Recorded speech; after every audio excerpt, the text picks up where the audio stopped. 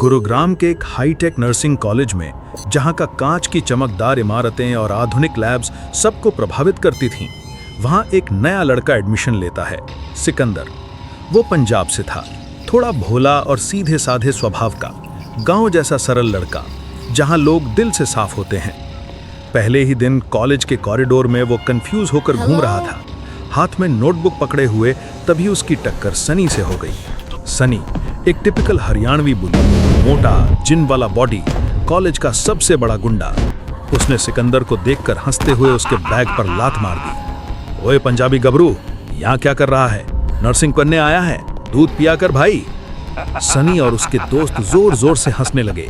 उन्होंने सिकंदर की टोपी उतार कर फेंक दी और उसके कपड़ों पर पानी का गिलास डाल दिया। सिकंदर डर गया और चुपचाप सिर झुकाकर क्लास में बैठ गया, लेकिन अंदर ही अंदर बहुत डरा हुआ था। शाम को जब सनी और उसका गैंग उसे फिर ढूंढने लगे, तो सिकंदर बचने के लिए कॉलेज की चौथी मंजिल पर भाग गया।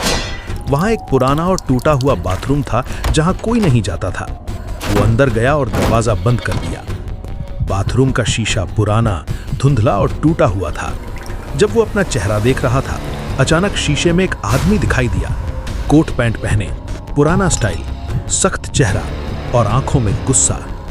वो वार्डन सत्यवीर था, जिसकी आत्मा 1990 से कॉलेज के बच्चों को सजा देने के लिए भटक रही थी। वार्डन ने मुस्कुराकर सिकंदर को देखा और धीरे से कहा, आज से तू मेरा है। सिकंदर डर के मारे चीखने लगा, लेकिन आवाज नहीं निकली। वो पूरी रात उसी बाथरूम में बैठा रहा। अगले दिन क्लास में प्रिंसिपल मैम लेक्चर दे रही थी। सब स्टूडेंट्स नोट ले रहे थे। सिकंदर पीछे की बेंच पर बैठा था। तभी उसे मैम के पीछे वार्डन सत्यवीर दिखाई दिया। भयानक चेहरा, लाल आंखें और फैले हुए हाथ। सिकंदर डर के मारे जोर से चिल्लाया, मैम पीछे, वो भूत। सबने उसे पागल समझ लिया, लेकिन उसी पल वार्डन की आत्मा तेजी से सिकंदर के शरीर में समा गई। सिकंदर की आंखें लाल चमकने लगीं और उसकी आवाज बदल गई, गहरी और डरावनी। वो गुस्से में उठकर सनी की तरफ देखकर चिल्लाया, ओए हरामी, आज तेरी बारी। और फिर जो हुआ वो सबके लिए शॉकिंग था। सिकंदर ने सनी को एक हाथ से हवा में उठा लिया और उसका गला दबा दिया। सनी तड़पने लगा, सांस नहीं आ रही थी। पूरी क्लास में अफरा तफरी मच गई। लड़कियां चीखने लगी, लड़के भागने लगे, प्रिंसिपल मैम भी डर गईं।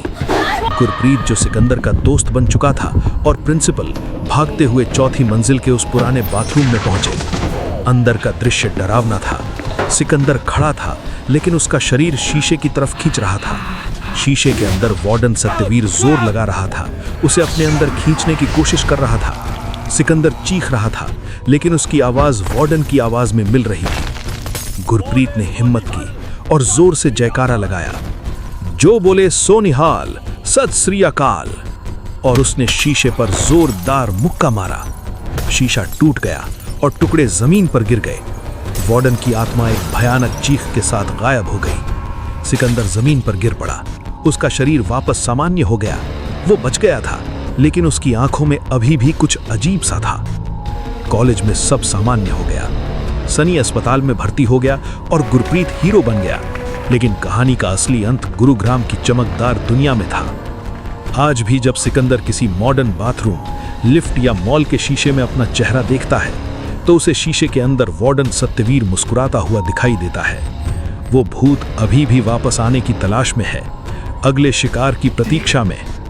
गुरुग्राम की हर चमकदार इमारत में, हर शीशे में वो इंतजार कर रहा है।